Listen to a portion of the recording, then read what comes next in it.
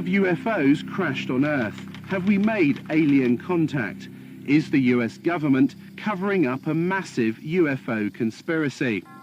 Behind me is one of the most secret military bases in the world, deep in the heart of the Nevada desert. The Groom Lake test site, also known as Area 51 or Dreamland, has been home to US stealth projects since the Second World War. However, in recent years, a more disturbing story has emerged, and that is that the government is back engineering recovered alien spacecraft. Tonight, based on evidence given to us by top military personnel, engineers and scientists, we can exclusively reveal the UFO technology that's being developed behind me. It's a story the US government has tried to cover up for half a century, the truth behind Dreamland. I am convinced, based on my research and the individuals whom I've had contact in the US intelligence community, that the US government does indeed have craft that meet the description of many of the UFO reports. The whole aim of the project was to take these craft, or the one in particular that I was working on, and try and duplicate its systems and subsystems with earthly materials. I'm convinced beyond doubt that we have recovered aircraft, alien vehicles, that we have made contact with aliens, that we are communicating with them in some way or form, and that we have vehicles and bodies in preservation. I was at that moment standing on the deck of the radar van. It was nighttime, and I was looking up in the sky because there were saucers up there. Were there any alien bodies recovered? No bodies. There were 4 live, feeling good guys. 4 live extraterrestrials? 4 live, feeling good extraterrestrial type individuals, yes.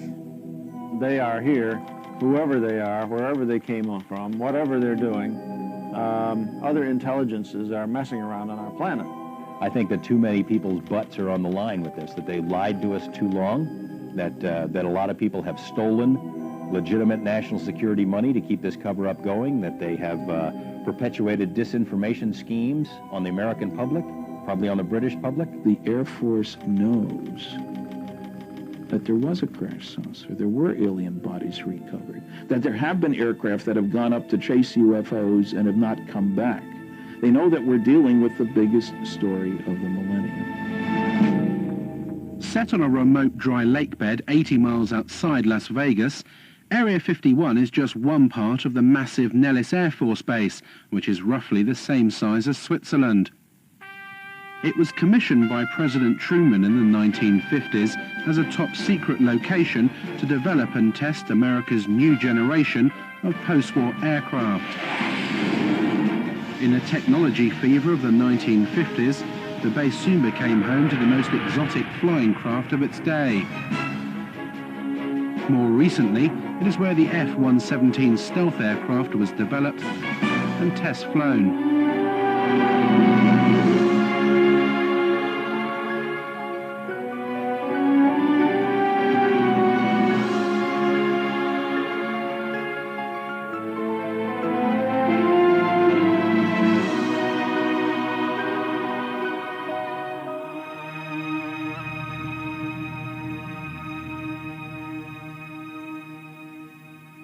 This is an area that has been known but officially denied for many decades. We go back quite a ways into the 40s and 50s with the development of the U-2 spy plane, the SR-71. All of our super secret aircraft have been developed and test flown out in this particular area. The A-12 from its inception through its retirement was operated out of only 2 locations. Area 51 at Groom Lake was its original home. The first aircraft was delivered there in January of '62, and the last airplane left on June 21st, 1968. The US Air Force denies that Area 51 exists, despite footage of the base and Russian satellite photos that we have obtained, which clearly show hangars and a huge runway stretching across the lake bed. In the face of constant denials of its existence, the base has expanded since the 50s, with several passenger jets now landing every day, carrying hundreds of workers to the base. With this level of personnel, the few buildings that can be observed above the ground are merely the cover for a large underground facility.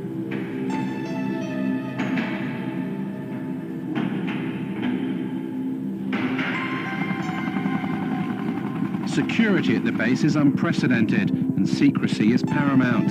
Since the late 50s, the military has sequestered hundreds of thousands of acres of land that adjoin the base. The exclusion zone around Area 51 now stretches to 26 miles.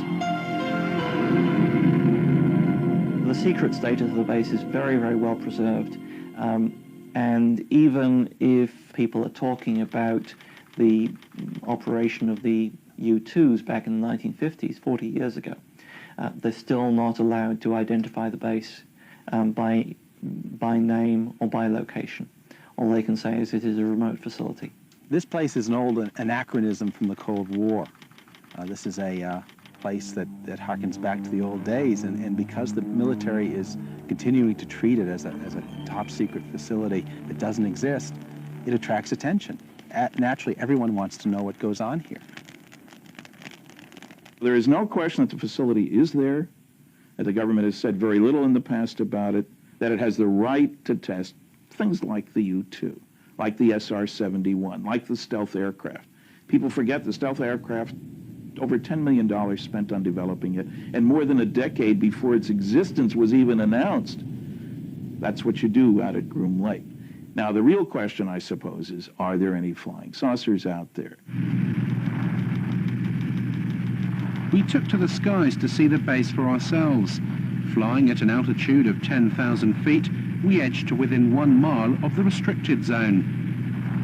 Having made contact with the tower, we soon found out how seriously Area 51 guards its airspace.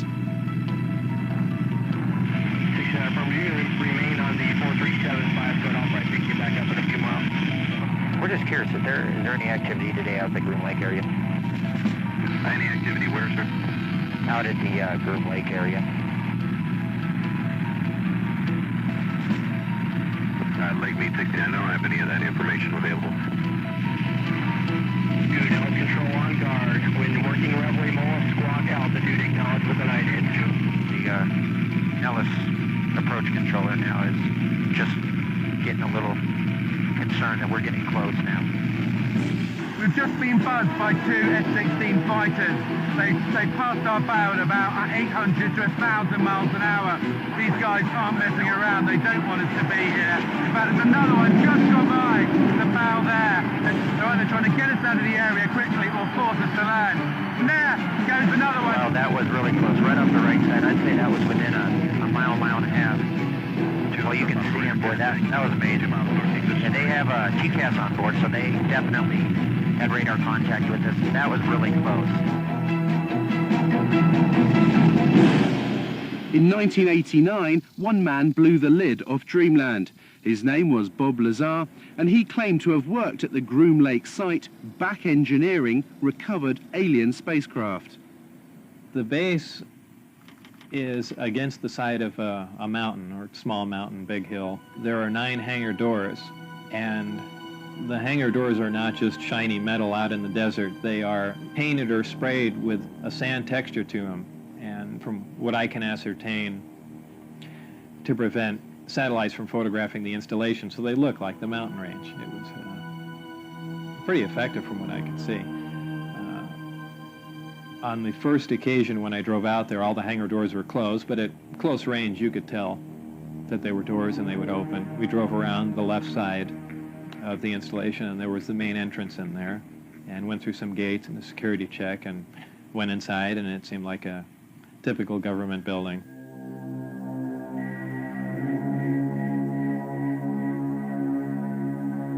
The work that I did basically entailed back engineering the power and propulsion system, and I opted to start with the power, the reactor that ran the craft. With the clearance that I had, that was known as majestic clearance, there were only 22 people at S4 with that clearance to work on the craft. The location he worked on at Area 51 was called S4, and was housed on Papoose Dry Lake Bed, a short drive from Groom Lake. When I was brought in by bus, normally we had gone around to the left side of the installation and entered the door there, and for the first time, one of the hangar doors, the one on the end, was open.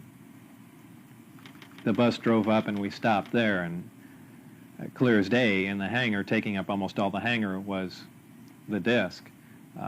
Looked like something right out of a science fiction movie, and we stopped, got out, and for the first time I was let in through that door.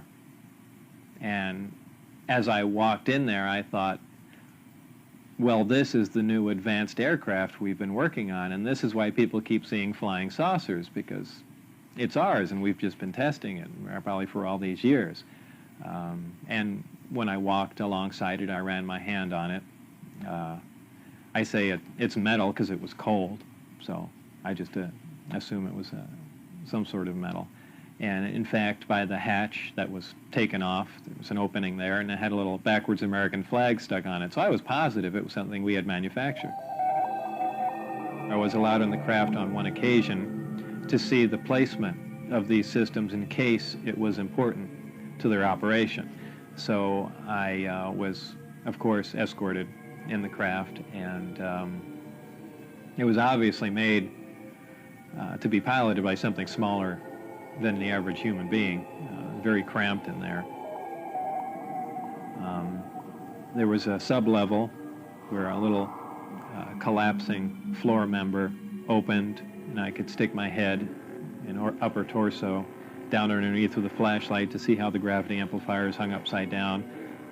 Looked around the placement of the 3 seats, about 1/3 to 1/4 the size of a normal human seat.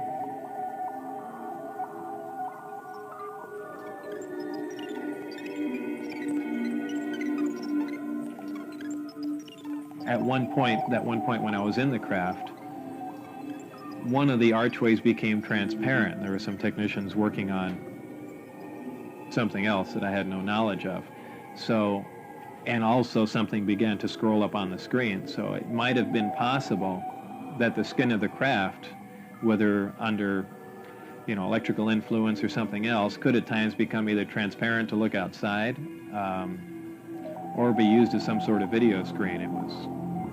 That was pretty amazing. When I went outside and looked at it, it looked as if it was just a plain piece of metal again.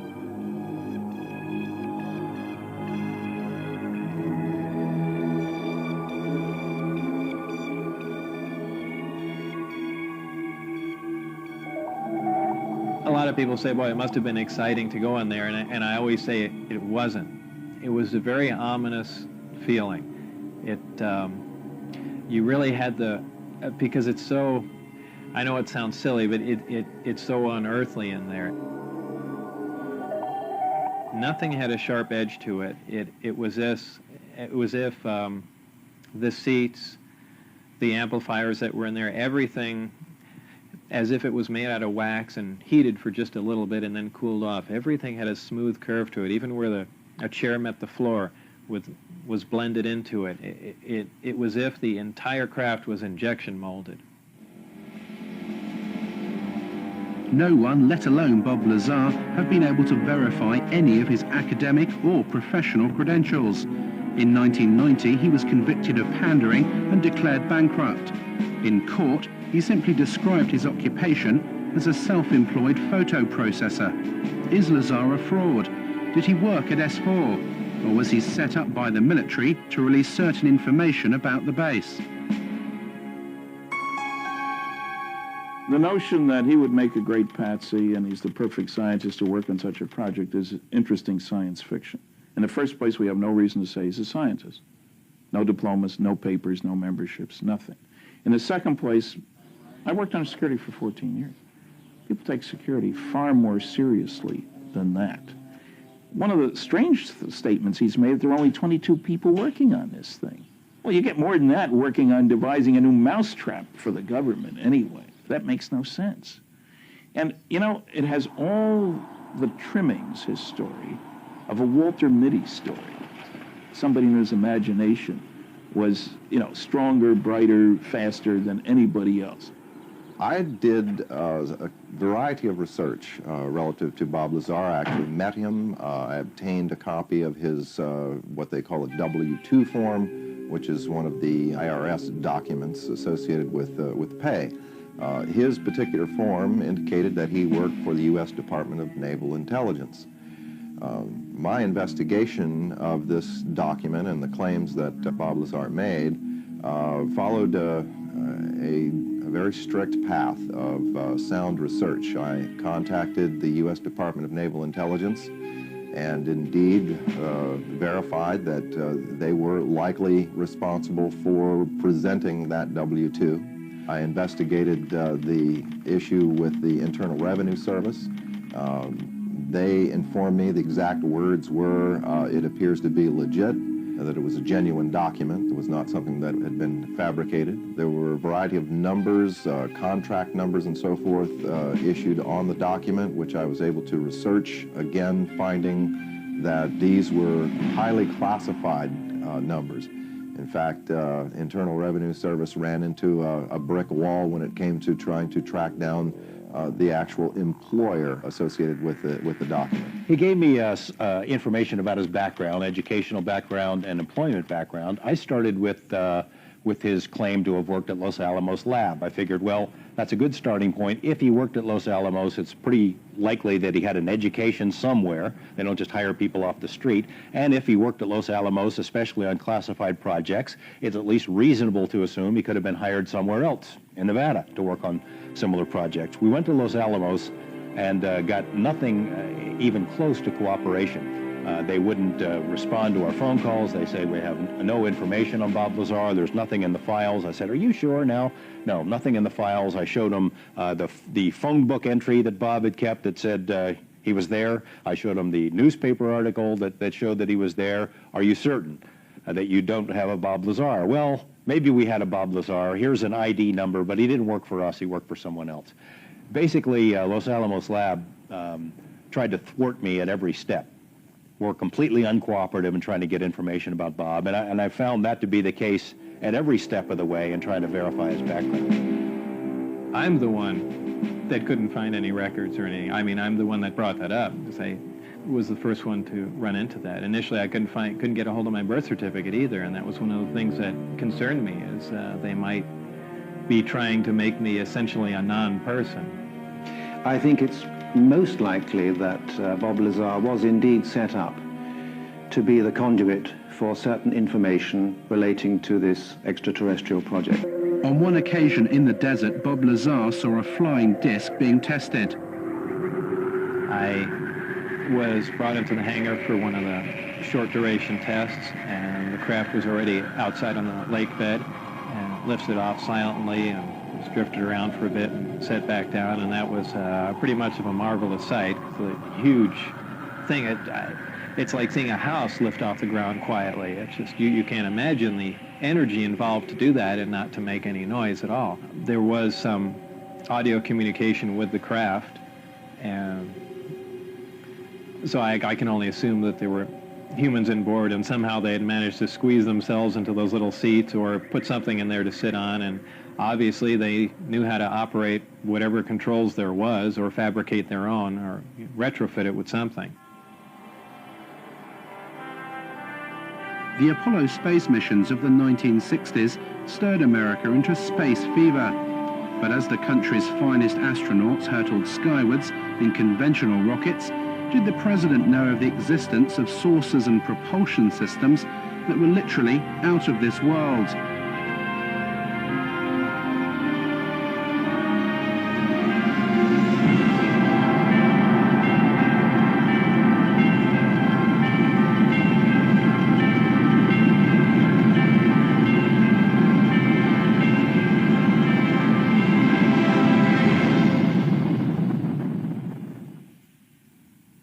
Dr. Edgar Mitchell of the Apollo 14 mission and the sixth man to walk on the moon has carried out extensive investigations of the alleged saucer crashes, as well as the question of alien contact. He met Lazar in 1991. I tend to believe that his basic story is true, that he was exposed to what he thought were alien craft, and attempts to engineer and back engineer. I think that his explanation of what's going on and his theory that he's utilizing is probably not on target. What I think is credible is the fact that he was there. Since the Roswell incident in 1947, that there was a cover-up, that was a valid incident, and that there has been an active investigation program, reverse engineering program, and cover-up associated with that since that time.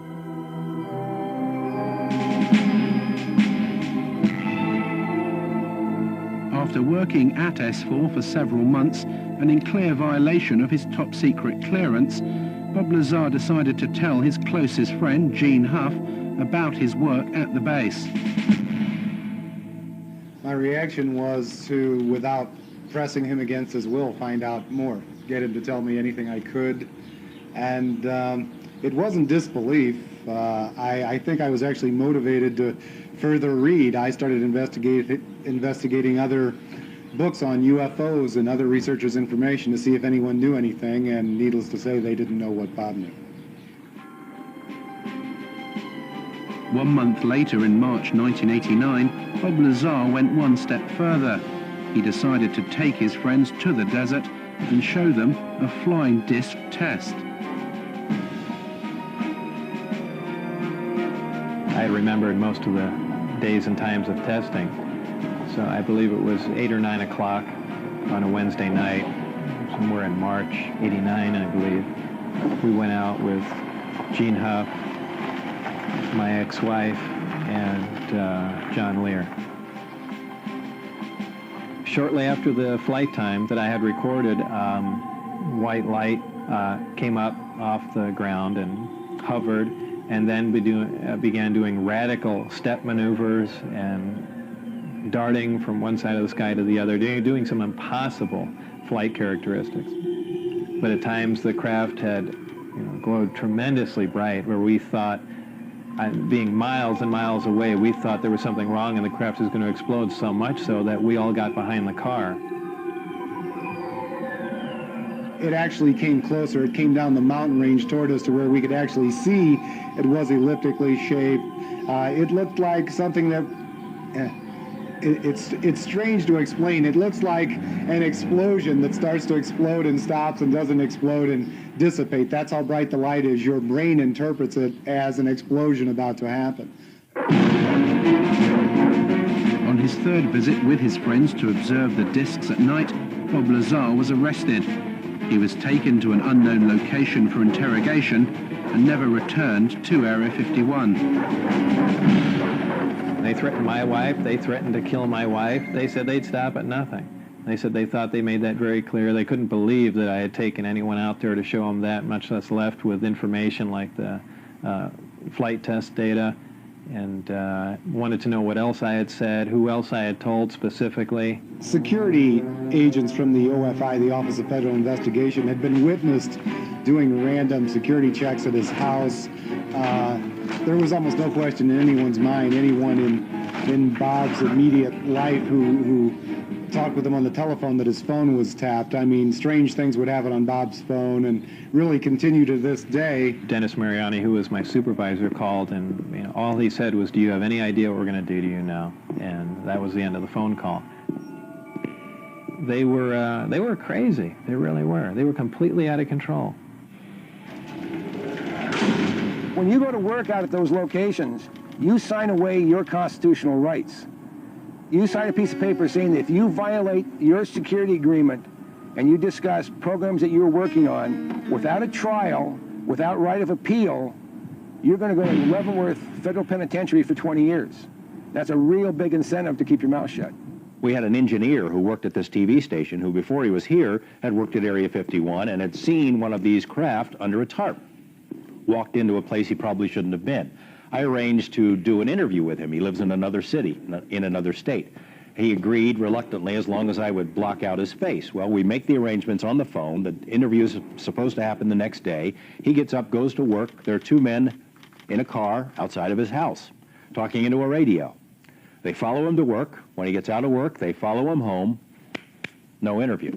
I mean, it happened again and again and again. Same scenario. It has been very difficult to talk about this. It's almost like every time I relate the story, it gets a little easier, but when I first started talking about it, it was like my mouth didn't even want to form the words, and the sound didn't even want to come out of my throat.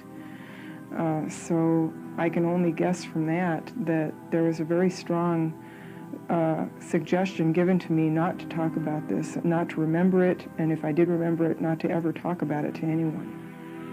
This man is a 71-year-old mechanical engineer who, like Bob Lazar, claims to have worked at Area 51.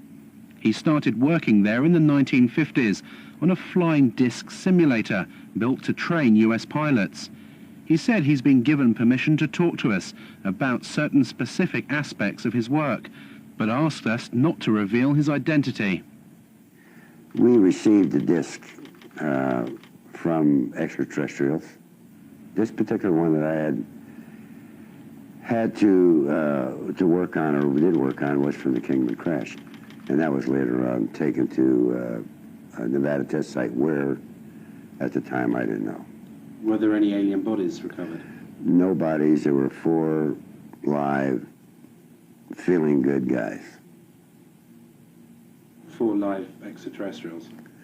4 live, feeling good extraterrestrial type individuals, yes. And where were those 4 extraterrestrials taken? Initially, they were taken in New Mexico. And then several months later, they were taken to the Nevada site. One of the things I worked on was a flying disc simulator to train pilots to fly this strange-looking craft designed for humans to fly, not for any extraterrestrials to fly. His most fantastical claim was that he worked at Area 51 with an alien codenamed J-Rod for 16 years on this simulator project. J-Rod is a gray alien, about 5'4". His role was only as a translator, scientific translator. That was all. If we wanted to put something in the place of what they had, he had to agree with it. I would have a question, and I would bring it up in my mind, just how I wanted to present it with him, and he'd already know that I had this question, and he would already have the answer for me. And if he responded, it would be in my voice. And you wouldn't even open your lips. It is possible that he and a few thousand others are working on a project, either here or elsewhere. Is this a few thousand other greys? Few thousand other greys like himself. The nearest town to Area 51 is Rachel, population 150, and home to the most famous bar and grill in Nevada, the Little Alien. The local residents have seen their highway truck stop turned into the UFO and ET Center of America. Tourists flock to Rachel to scan the skies in the hope of having a sighting. For all the hype, the sightings of bizarre lights in the sky do continue. Local resident Chuck Clark has had many unexplainable sightings. The most remarkable sighting that I've had in the last 3 years took place 2 years ago, February of '93. I watched a glowing object ascend vertically from the area south of Area 51, where S4 would be located, hang motionless in the air for about 10 minutes and then slowly start to descend. All of this while I thought I was watching a illumination flare that was launched from a mortar tube. I can hear jets in the background. I'll zoom back a little bit. This is looking straight over Steve Medlin's ranch, right here off 375 Highway. This is right over the peaks. Once it got down to the ridge line, however, it was in front of the hill that had come up from behind. The hill was about 12.5 miles from my position. It came down to a few feet above the ground at the base of the hill, hovered momentarily, which is still consistent with what a flare might do in calm air, but then suddenly it shot off westward, covered 4.8 miles in 1 to 1.5 seconds and stopped cold, also about 30 feet off the ground, hovered just long enough for me to get it focused in my binoculars for maybe 2 seconds, and then it vanished right in place. We've seen video of craft that were luminous, that would move across the sky as if it was skipping a stone across water, or sort of a sewing machine effect. What we see across the screen are a series of lights, of dashes of light, as the object moves from point A to point B. And a rather strange warping occurs that's very difficult to unravel until you go frame by frame and you begin to see what is actually occurring. Therefore, we are seeing what you might call a shadow effect of the propulsion mechanism at work.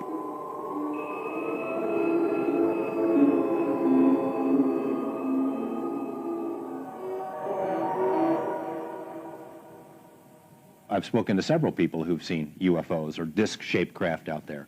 An attorney who lives here in town who has seen one. He saw one land outside the boundaries of Area 51. I've spoken to a very high-level managerial type who worked for a defense contractor out there for a number of years from a very respectable, reputable family. His credentials are beyond question, but he doesn't want his name or face used, and he has seen them many times. There were a variety of craft that were all essentially generically sort of canister-shaped, I guess you would say. They were predominantly disc-shaped or rounded, like one of those Chinese lanterns or something or other. They appear to be colorful. At least they were multicolored in addition to the lights that seemed to be able to take on the light of the background.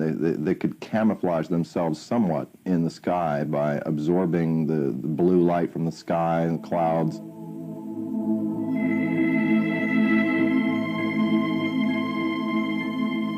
What are these lights in the sky, and are they indeed flying saucers? We asked US Navy physicist and UFO expert Dr. Bruce Maccabee to examine the footage. Basically what you see are lights, lighted objects doing things way off in the distance. You don't really see any structured craft. Some of the video material, very small amount that I've seen, seems to show lights doing strange things like hovering and then moving suddenly to another location, maybe, and moving slowly and jumping around a little bit. I've concluded that they aren't ours. That means they belong to somebody else, and they're not made here on Earth, basically, so they must be coming from the outside. How they get here, who, in quotes, they belong to, I don't know. Extraterrestrials is a reasonable proposal. All the arguments that have been put forth that it couldn't be people from another star system in the galaxy or whatever because they can't get here from there, those arguments are not physically correct, because we could get there given enough time and money and desire to do it. However, it's clear that these other intelligences, whatever they are far beyond us in terms of technology. Coming back, just doing a loop. Now what I'm going to show you is a computer-enhanced version of what you just saw, and we're just going to look at the one portion where the UFO was appearing in the left-hand corner, going to the right, and then coming back again. That's all we're going to see. We're going to see it repeated over and over again. This part of the frame has been chopped out of the full frame. So I'll just let it run, and it goes back and forth, repeating.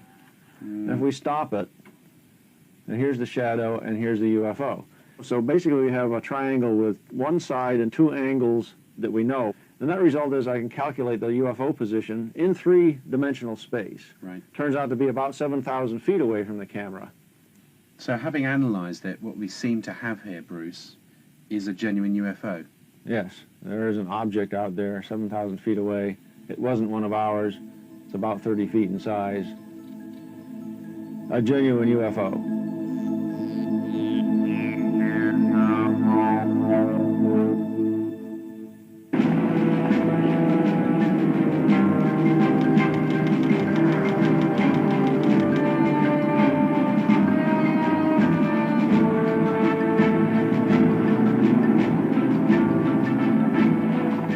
Security at Area 51 is formidable. The entire perimeter is surrounded by motion detectors and cameras. Armed guards patrol in jeeps and helicopter gunships are deployed to warn off anyone who challenges the borders. We headed out deep into the desert over 80 miles outside Las Vegas. Traveling down the recently renamed extraterrestrial highway, we'd come to see America's most secret base for ourselves. The only approach to the base is a dusty 10-mile track called Groom Lake Road. Anyone approaching the border can clearly be seen for miles, and as we've been warned, our every move was being monitored by the security patrols and cameras on the hilltops.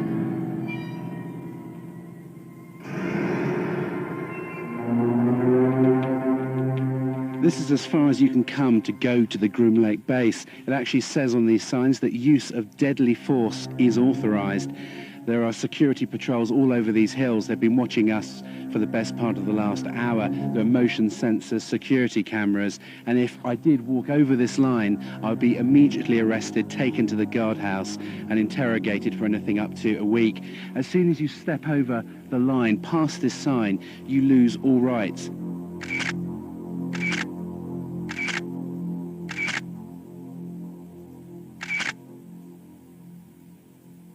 What's amazing to me, Glenn, is that the entrance here is so unassuming. They've got this rickety sign saying use of deadly force authorized, but you literally could, if you didn't know what you were doing, you just carry on straight into the base.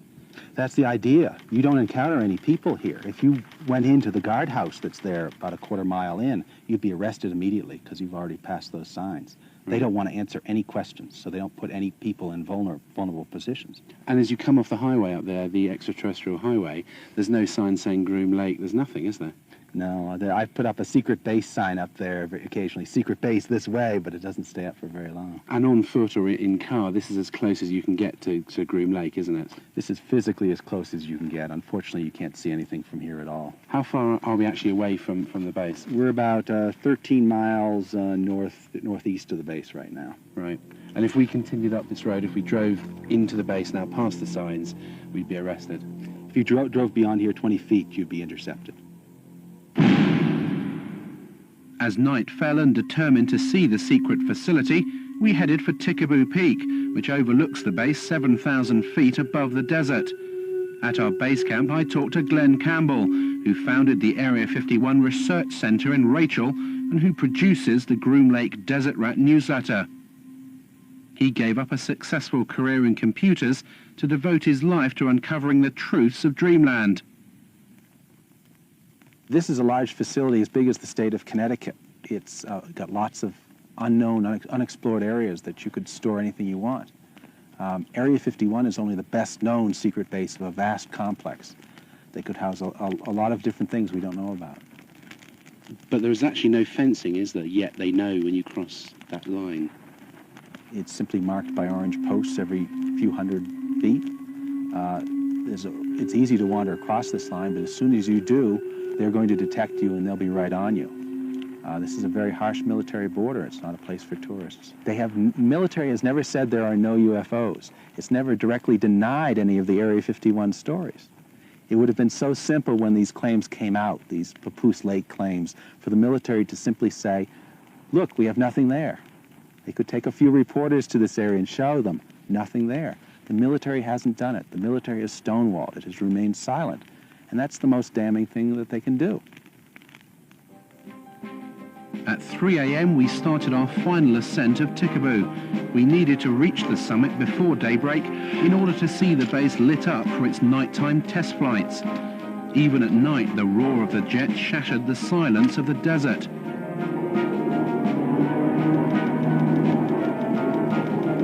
As we reached the summit under a cloak of darkness, Area 51 could clearly be seen, its runway lights glowing in the distance.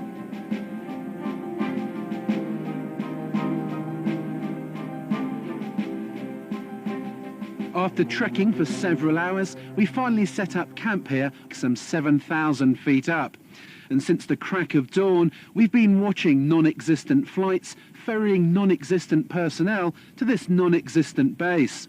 Tikaboo Peak is the last safe vantage point where you can clearly see dreamland.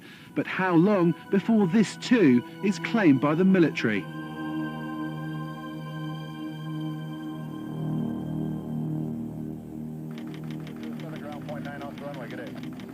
The Groom Lake mystery continues. We followed the personnel flights out of the secret base, and they've landed here at McCarran Airport, just outside Las Vegas. There are apparently over a dozen flights every day, ferrying the personnel in and out of America's most secret base.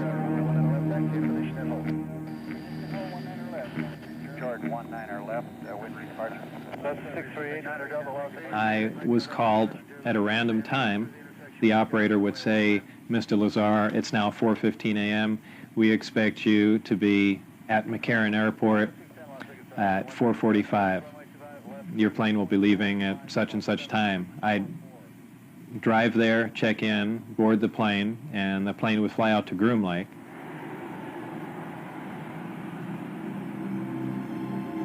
As the Groom Lake workers headed off in their cars, we tried to enter the terminal. Who could you point me to at the base who could give me some information? Okay, what I want to tell you right now, you're trespassing on private property. Sorry, I thought that was the point. You're trespassing on private property. You're inside our gate. And I'm going to advise you right now to leave the premises immediately. Okay? Is this government? You're to do that immediately. This is private property. You're trespassing. Leave the premises as soon as I get to get the information. Is it government property or is it just private? No comment. You're trespassing. Who are you trying to kid, bud? I just You're trying to bullshitting me and quit it. Is there anyone you can point us to give us any details of?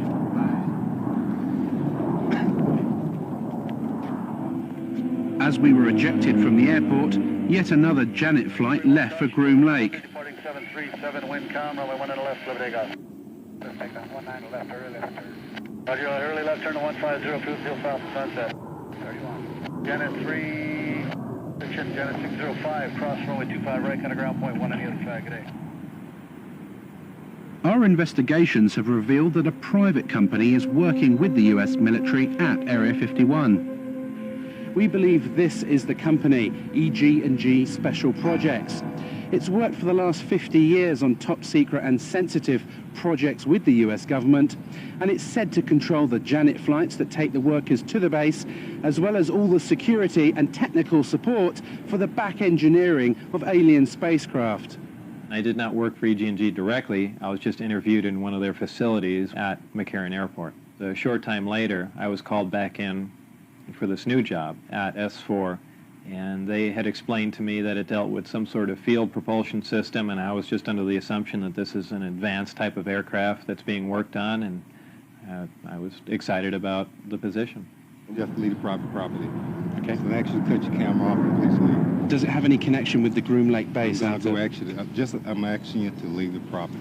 Does this company have any connection with the flights that leave McCarran?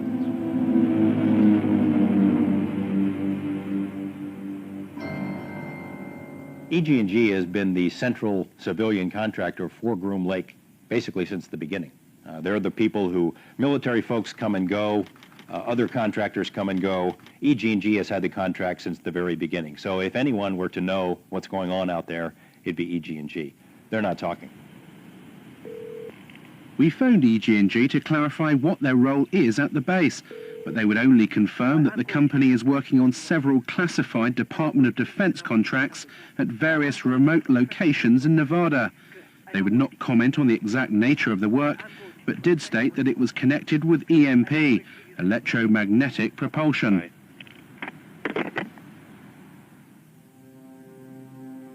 If recovered alien craft are buried deep beneath the Nevada desert, then the power to release this information to the public lies deep inside the corridors of Washington. As an intelligence insider said to me, the problem isn't obtaining the information, it's handling the truth.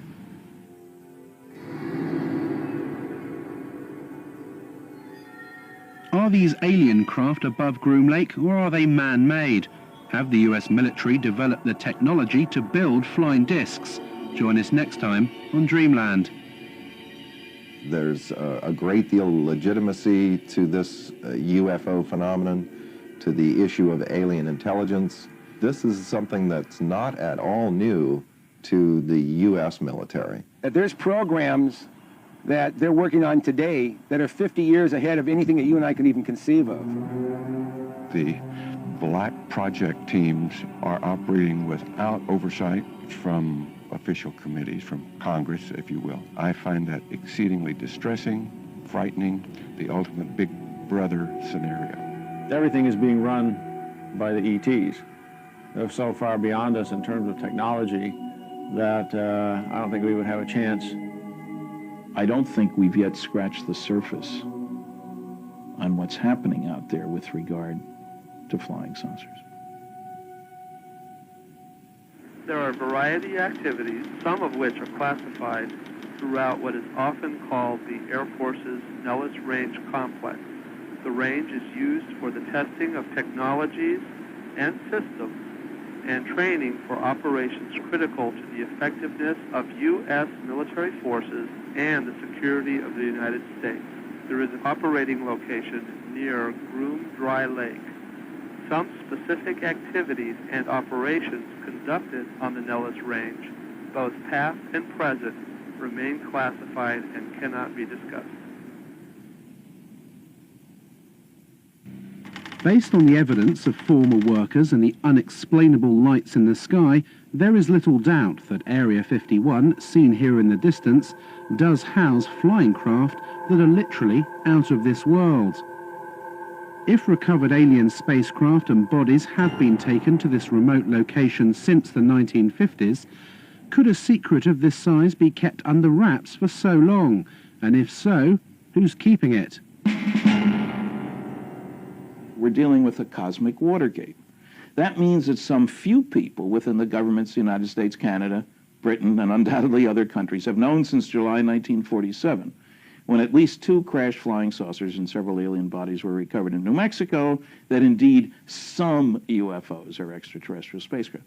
Since Project Blue Book closed down in 1969, there was no official interest in this subject. That seemed, to say the least, a trifle strange when documents that have come out under the Freedom of Information Act in America show the contrary, show that organizations like the CIA and the NSA are actually very heavily involved in UFO research. There's a relatively small number of people within the intelligence, military intelligence and scientific and technical intelligence community who are aware of what's going on, and an even smaller group who are actually organizing top secret research into this phenomenon. Whenever we'd have a crash, the staff people would tell the public information officer, use story number 38 in the book, and he would release details according to a standard release procedure for that kind of a story. And they never told the truth because that was always classified information. The government is fighting tooth and nail. It will not reveal any kind of information about that base, and as a result, workers, people who helped win the Cold War, who dedicated their lives to these secret programs, who kept their mouths shut for all these years, are dying because of exposure to toxic materials that the government refuses to acknowledge exist out there, because they refuse to acknowledge the base itself. If it is already explained, there's nothing exciting, why can't people talk about it?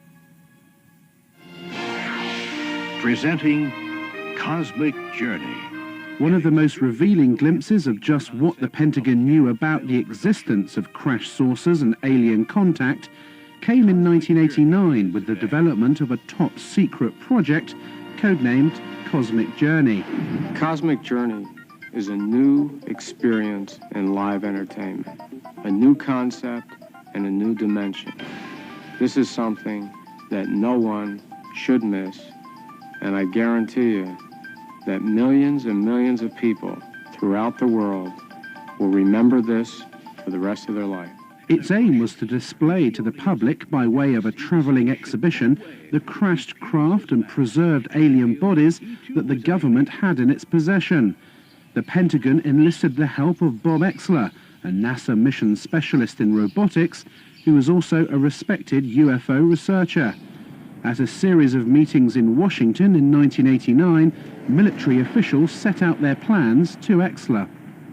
They were devising a variety of kiosks to show the history of the UFO sightings, UFOs associated with the space program, and of course aliens associated commonly with the abduction phenomena.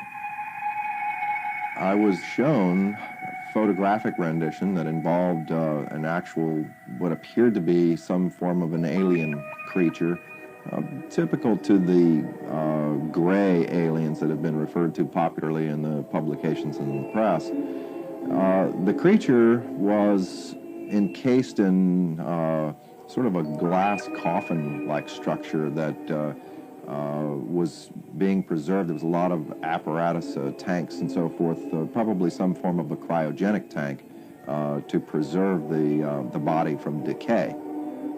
As part of his indoctrination program, Exler was flown out to an offshore NORAD tracking facility.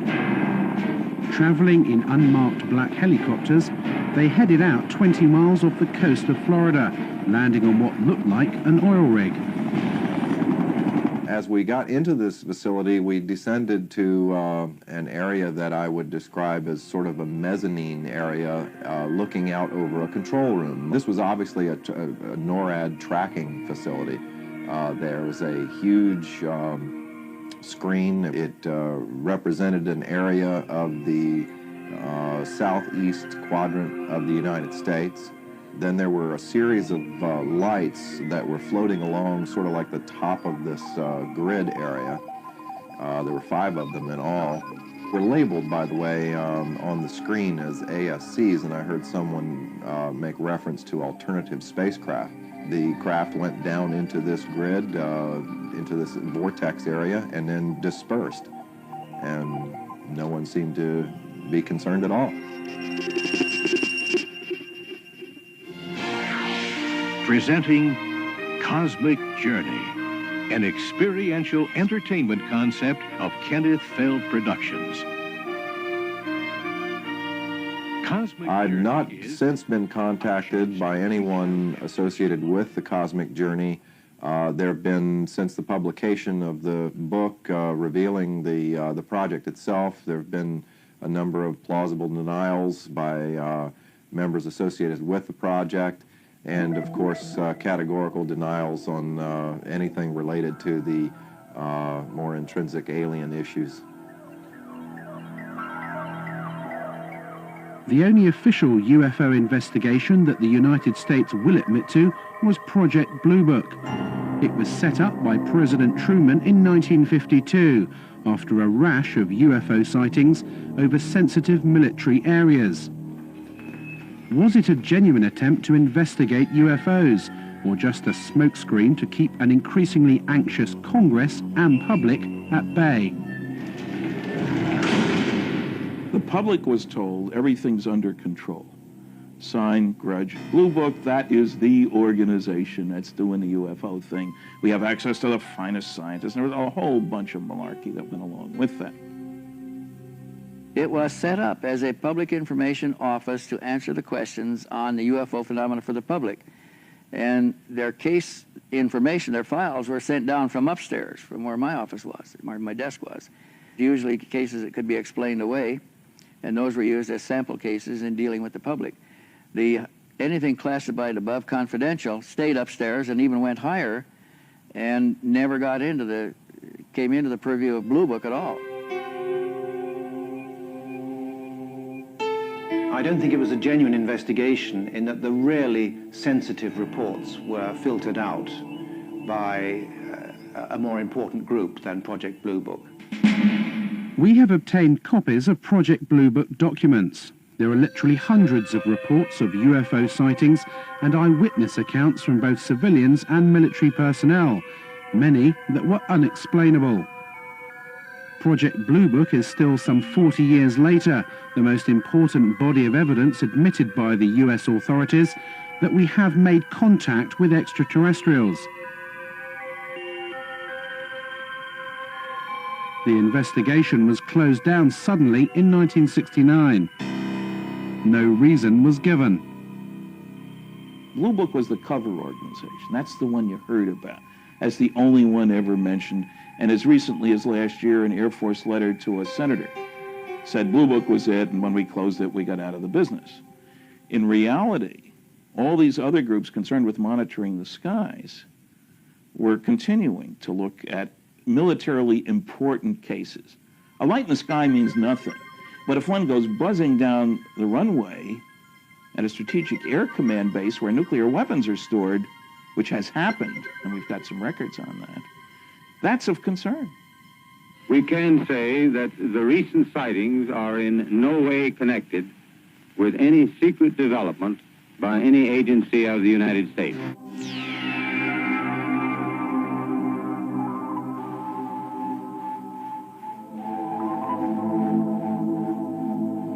You can go and look through the Project Blue Book records and find numerous sightings which have been, quote, explained. And you go and look at the explanation and you find the explanation does not fit the description by the witness or witnesses. That's evidence that the Air Force was trying to get rid of the problem by explaining it away at all costs. The evidence seems to suggest that the United States government is still investigating UFOs. The question is, who's in charge? Both the NSA, FBI and the CIA deny any responsibility. Because all information regarding extraterrestrials is handled as SCI, sensitive compartmentalized information, even the President of the United States in the White House behind me may not know the whole story. Who's in charge? Is it the President? Is it the Air Force? I'm convinced that we still have an analog with Majestic 12, a group of outstanding people, intelligence community primarily, and some technological people are running the show. Presidents come and go, the intelligence agencies go on forever. To the best of my knowledge, there is no official UFO investigation unit operated by the United States government. However, unofficially, the records show that the Defense Intelligence Agency, through its Defense Attaché system, has a remit to report on UFO incidents worldwide, and that's easily provable, despite the fact that the DIA maintains they have no interest at all in the subject. I tried during my 3-year tour of duty to establish contact with an opposite number in the United States. I made repeated attempts to do that, but consistently drew a blank. I was told that since Project Blue Book closed down in 1969, there was no official interest in this subject.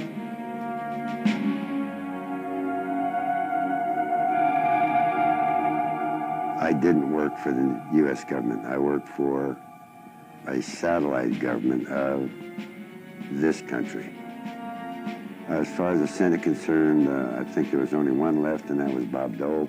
And as far as the presidents are concerned, the only presidents that I feel that I met at the facilities back in the 50s and 60s were Nixon and Bush. We contacted former President George Bush to ask him what he knew about the existence of recovered alien craft and the developments out at Area 51. We received a fax response. Unfortunately, we are not able to provide answers to the questions that you send. President Bush's policy of long-standing is not to comment on or engage in speculation about alleged classified programs of any kind. A close confidant of George Bush and a man well acquainted with Area 51 was Admiral Bob Inman. His credentials are impeccable. He was director of both Naval Intelligence and the National Security Agency, as well as deputy director of the Defense Intelligence Agency and the CIA. In a telephone conversation with Bob Exler in 1989, he referred to recovered vehicles becoming available for research. Do you anticipate that any of the recovered vehicles would ever become available for technological research outside of the military circles? Again, I honestly don't know. 10 years ago, the answer would have been no. Yeah. Whether as time has evolved, they're beginning to become more open on it, is a possibility.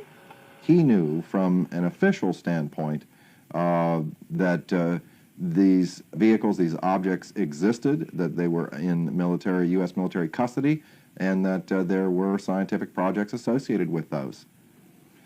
I believe it is the first revelation by anyone in a high enough level capacity within the U.S. government, especially within the intelligence community, to, in effect, acknowledge that we are indeed involved, that UFOs are real, that they were developed by non-human intelligence, and that somehow or another we have acquired possession of that technology.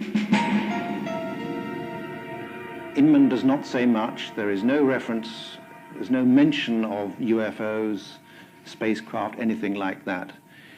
The conversation centers on recovered vehicles, technology, and so forth. But Admiral Inman was aware of the subject matter, and we know from his executive assistant, Tom King, that there was to be no public discussion of these matters, the matters that had been discussed between Exler and Inman, because of national secrecy laws. He asks that you not quote him or use his name in any manner without his prior approval. Inman retired from government service in 1982 to become president of Science Applications International Corporation of San Diego. Interestingly, one of the company's primary areas of research is into gravitational propulsion systems, the same method of propulsion of flying discs that Bob Lazar worked on at Area 51. Jane's Defense Weekly, the popular military and defense publication, published an article about SAIC, and there's a postscript to the article that anyone who believes in the science of anti-gravity to be too arcane, too esoteric, even for the U.S. Air Force, should consider the electric propulsion study undertaken by SAIC for the Astronautics Laboratory, which is now part of the Phillips Lab. The study's primary objective was to outline physical methods to test theories of inductive coupling between electromagnetic and gravitational forces to determine the feasibility of such methods as they apply to space propulsion, and in simplified terms, an anti-gravity propulsion system. It remains for some the ultimate quantum leap. Well, it's possible, one, because I saw the equipment that would do it, and two, it is theory that would work. Gravity distorts time, and like I said, that's not a theory, we know that to be true. And if you're bending space and time along with it, when you wind back up in that place, you're there between the ticks of a clock.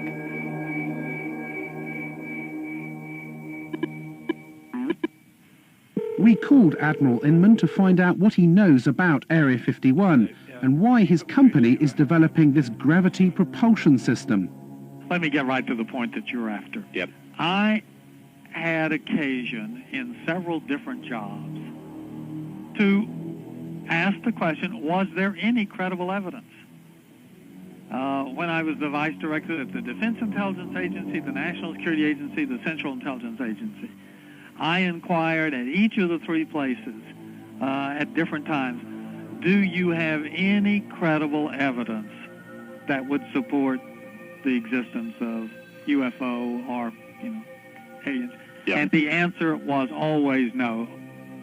Janes wrote an article in which it mentioned Science Applications International, and it referred to some of the development it was working on as the ultimate quantum leap, exotic, shall we say, gravity propulsion systems.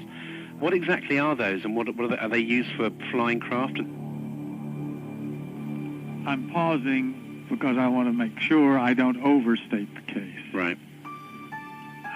We're on a little sensitive ground here. There have been, over the years, I thought some of the early allegations of activity out in Nevada 15 years ago could well have been reflection of the prototype testing of some of the stealth vehicles. Some are clearly scientific phenomena. Some of it, again, will be something as simple as weather balloons that break loose, that get lost and go drifting. But there probably is some of it that is directly related to testing of late 20th century, early 21st century military technology related partly to reconnaissance in some cases and others to, attack aircraft.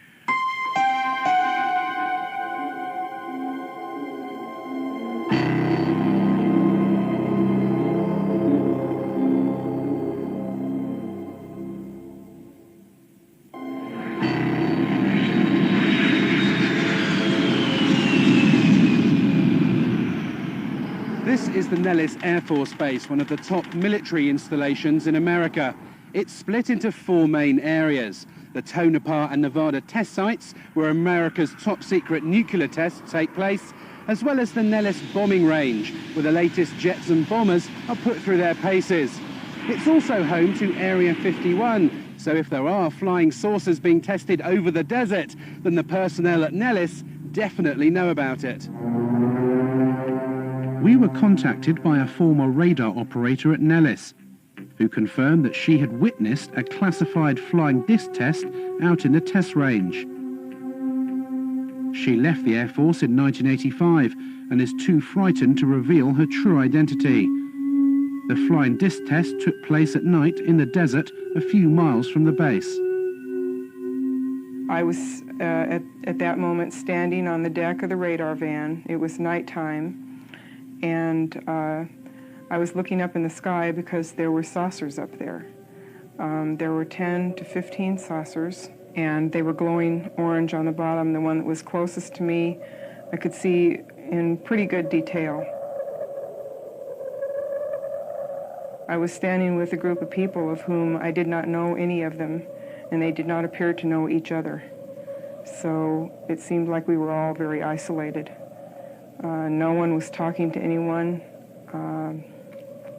It was very frightening, because what I was seeing was definitely something that was very highly classified, and there was a couple of people talking inside the radar van who I assumed were officers, but no one was wearing any rank insignia and no one was wearing any name tags. The maneuvers that they executed were very sophisticated, so my guess is that they were being piloted by aliens who knew exactly what maneuvers they could do.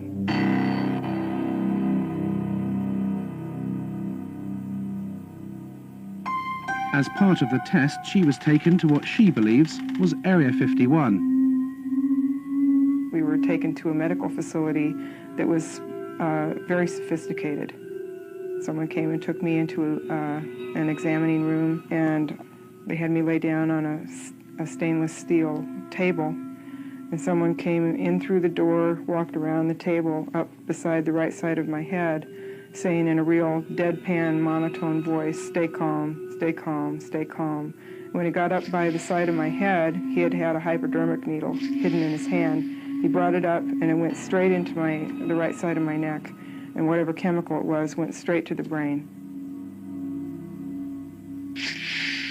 It has taken her over 10 years to come forward with this information.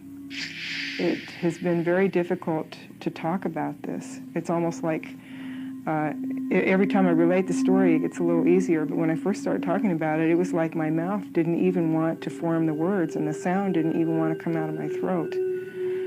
So I can only guess from that there was a very strong suggestion given to me not to talk about this, not to remember it, and if I did remember it, not to ever talk about it to anyone.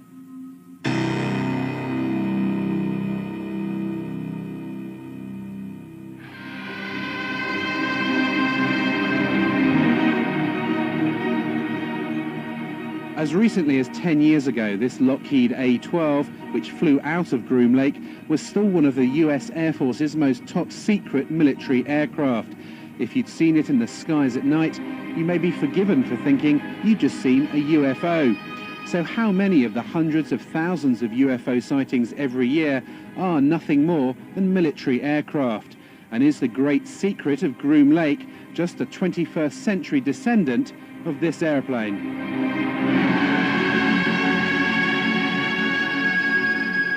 The original test pilot was Lou Schock. The first time he saw it, I mean, he rubbed his eyes, he turned around, walked back out of the production hangar at Lockheed and walked back in because he did not believe his eyes. You know, initially they were going to call it El Salvador instead of Cygnus. For the simple reason, in Spanish, that means the Savior or Jesus Christ. Like everybody who saw the airplane could not believe what they were seeing. It was a Buck Rogers airplane. This airplane was built, designed almost 40 years ago. 40 years before that, the hottest thing flying was a Seversky P-35. 40 years before that, it was a balloon. So the technology has not stood still. So it's a very good possibility that we are looking at man-made transportation for the 21st century. The United States Air Force alone, in 1997, according to the latest budget request, will spend more than $11 billion on research, development, and production of secret weapons systems of one kind or another. That's considerably more than the entire research and production expenditure of any other military in the world. I am very distressed that the black project teams are operating without oversight from official committees, from Congress, if you will, from public oversight, with black budgets that no one knows where it's going or what it's being used for. I find that exceedingly distressing, frightening, the ultimate big brother scenario. I think a good part of the reason for keeping everything classified is because this is an awesome weapon. Now you think the amount of energy that this system can put out, weapon system if you want to look at it as that, and it obviously had some weapon potential. Just think about being able to deploy something like that virtually instantaneously anywhere in the world. You know, you have a conflict in the Middle East, how long does it take you to get an aircraft carry over there? Well, it takes a long time. Here's an awesome weapon power that flies, that can move somewhere virtually instantaneously and, you know, pound an enemy virtually into dust. Yeah, that's something to keep awfully secret at, you know, at any price, because that's something you can almost conquer the entire planet with. I'm convinced that human beings are building disc-shaped craft. In fact, it was reported that by 1960, the U.S. military had already developed a disc that could operate silently. Man-made flying saucers are indeed real. This is the Avro car, which was launched in total secrecy in 1955, less than 10 years after alien saucers were allegedly recovered from Roswell, New Mexico. A CIA memorandum in 1955 stated that the Avro car was based on research developed by German scientists in World War II. We have obtained the only film ever taken of the first top-secret test flights in Canada in 1960. Why was the military test-flying saucer-shaped flying craft in the 1950s, when Project Blue Book denied they existed? Was it a cover to hide the real alien saucers being tested out at Area 51? Like Project Blue Book, the Avro car was scrapped suddenly in the late 60s after millions of dollars were spent. No reason was given. More recently, the Lockheed Skunk Works in Palmdale, California, unveiled Project Dark Star, an unmanned aerial reconnaissance vehicle. Seen in hangars or in the skies, it is a UFO. I think it's time that you get a look at the newest star in the world of airborne reconnaissance. Ladies and gentlemen, I present Dark Star.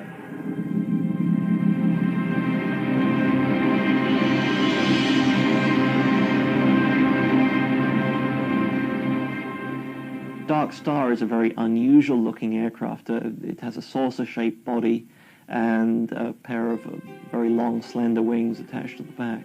Like many stealth aircraft, including the B-2, its appearance varies drastically according to what angle you see it from.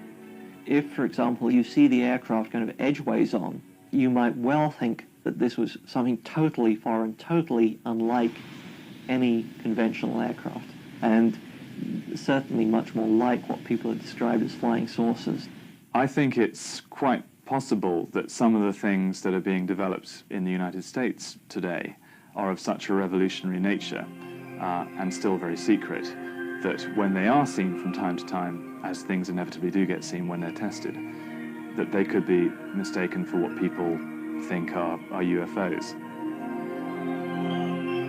At any given time, of course, the technology that we have is 5 or 10 years more advanced than the technology that is on public display. But these sorts of things do not fly over the heads of bewildered members of the public.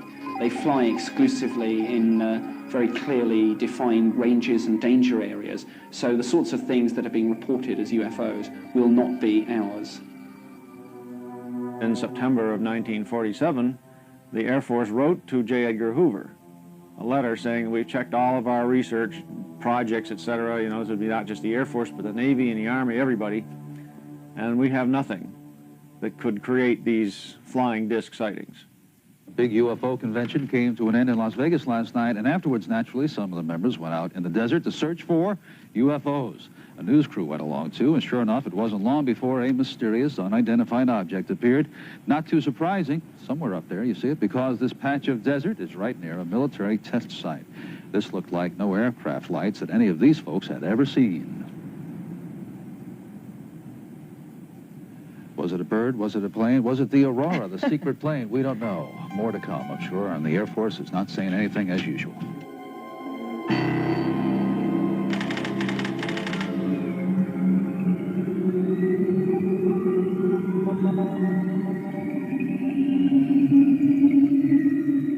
If UFOs are man-made craft, how do you explain the tens of thousands of cases of reported alien abductions every year?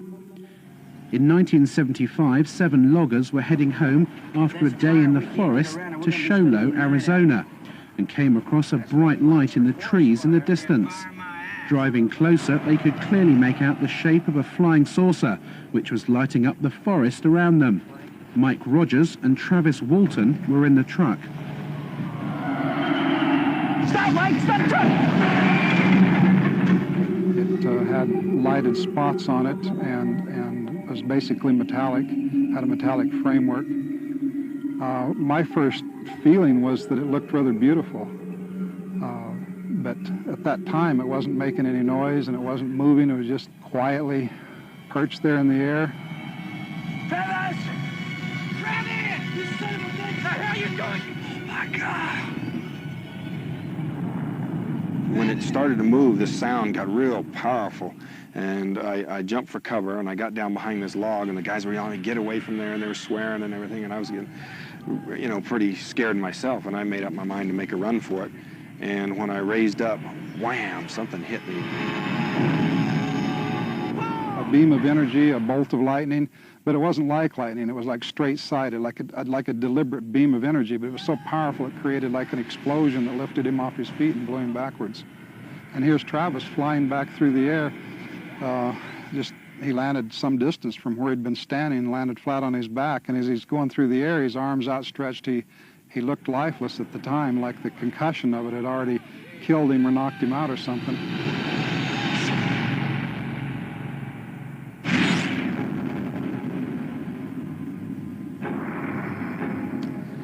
Well, I could hear the sounds of movement around me, and I had trouble focusing my eyes at first. I saw there was a light above me, and the ceiling was very close. I could feel I was laying on top of some hard raised surface.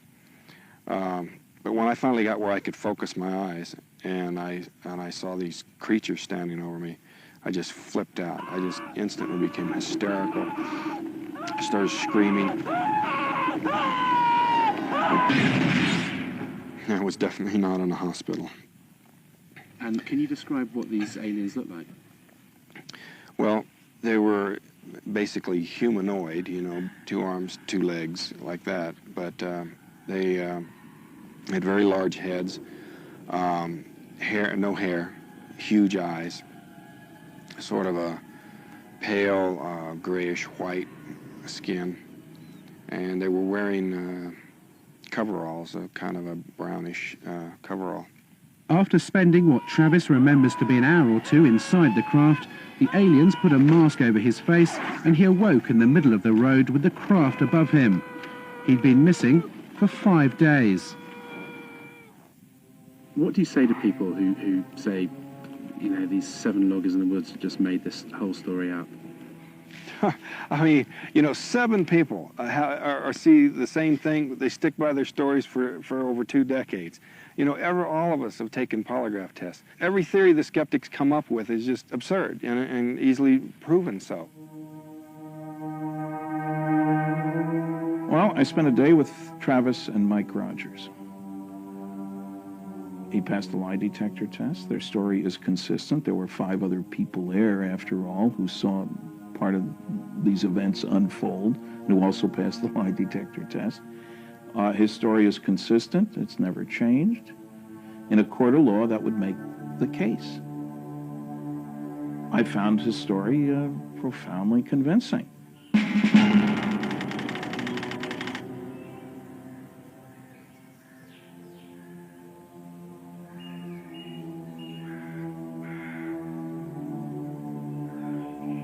This is the Saratov Air Base, 200 miles outside Moscow.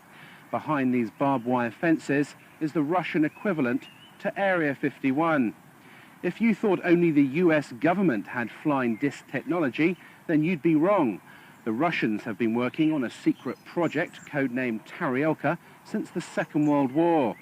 Security here is unprecedented, and this perimeter fence is as close as we've been able to get to the base. We did secure some footage of the flying disc in the hangar. The codename for the project is Ekip, and it has been designed for humans to fly. We asked the scientist in charge of the project what propulsion system the craft uses, but he would not divulge what he called classified information. What is clear is that Taryelka is aimed at the commercial market, not the military. The Russian engineers here at Saratov see this as an alternative to aeroplane transport in the 21st century. Where the production and design expertise came to build the Taryelka, no one is saying. But surely it's more than just a coincidence that the base here at Saratov is so similar to Area 51, both in location and security. And as in the US, the Taryelka project was started in the 1940s, just after the alleged saucer crash in Roswell, New Mexico. I'm pretty sure that the Russians have those craft. We were told directly by a leading Russian scientist who had hands-on worked on these things, that both the United States and the USSR had acquired information from captured Nazi scientists and had built craft like these. They knew that we had them. We knew that they had them. The story I got from the Russians before is these same scientists who felt that there was an alien connection, Stalin himself, I was told, believed in this alien connection, that these things came from somewhere else. Now, I think because of the political changes and the political uncertainties in that country, even these scientists are backing off from that position. Well, we're not quite sure if these are alien anymore. They're not certain that the Kremlin needs any kind of a UFO expose right now. The Taryelka will be on display at trade shows around the world in a few years' time, sold off to the highest bidder. The fact that mankind may be transported in flying discs in the early part of the 21st century is a startling transition from science fiction into science fact.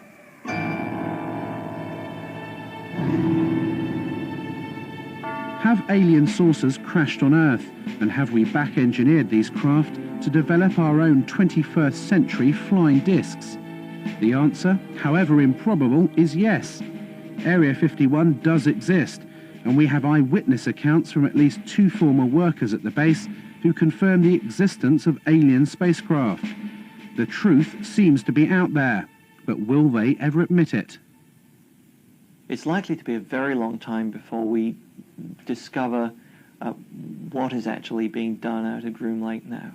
If you look at the intelligence community particularly, they seem to wait anything from 15 to 20 years or more after something has been retired before they acknowledge its existence. Therefore, if things are operational now, we may not see them for another 30, 40 years. What also happens at that point is that things remain secret for so long that the people who originally decided they should be classified are retired or quite possibly dead. And it becomes almost impossible to declassify a program at that point because nobody knows quite why the secret is being protected. The Air Force Headquarters files up through 1955, 9,800 feet of material. That's 1,000 four-drawer filing cabinets. When I went to ask for stuff out of these files, only 10% of the boxes I was interested in had been classification reviewed. And in those boxes, there were withdrawal sheets all over the place. So secrets can be kept. They are being kept. One way that they're being kept is the naivete of the people who think, if this was going on, I would know about it. The ego is a powerful weapon. They have to know that it has to come out, and it has to be part of their program that it will come out. We just don't know what the agenda, what the time frame is. I think it's very reasonable, let's say if contact were made in the 1950s, I think it's very reasonable of the government to say, let's keep it secret for 40 or 50 or 60 years so we can study it, so we can reproduce the craft, so we can understand what it is we're dealing with and release it to society slowly. Perhaps that's what they're doing now. Do you think the secret will be out in a few years' time? I'm saying because I've got permission, I'll turn my papers over to you in 2002. And then you'll know who I am.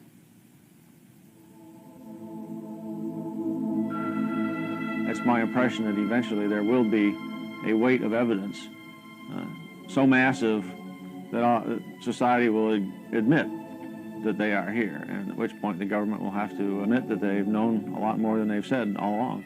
And this isn't just the U.S. government, this is virtually every government in the world.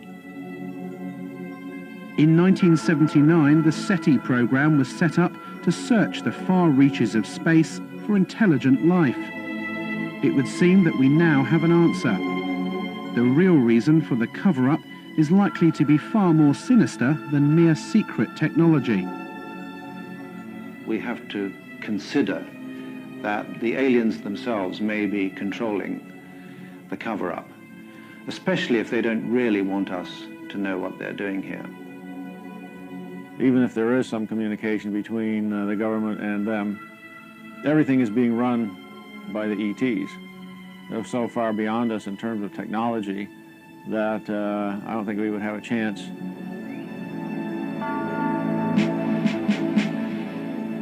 They, the officials in charge of this information, are going to look rather impotent were it known that there are extraterrestrials invading our airspace against whom we have inadequate defense.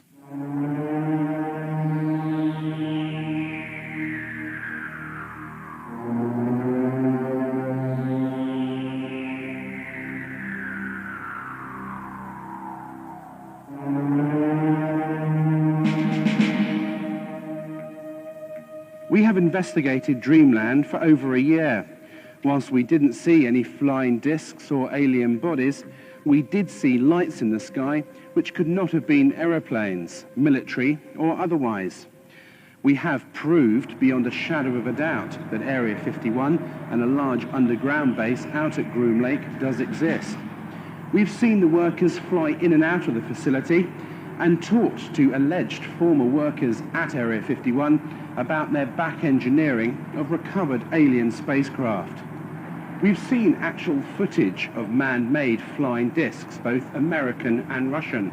And there are warehouses across America housing files like these, full of UFO reports and alien abductions.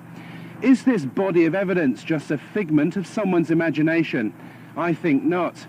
As we move closer to millennium, mankind will have to face up to the startling reality that we may not be alone, and that a select group of US government officials have known about this for some time. I occasionally think how quickly our differences worldwide would vanish if we were facing an alien threat from outside this world. And yet, I ask you, is not an alien force already among us?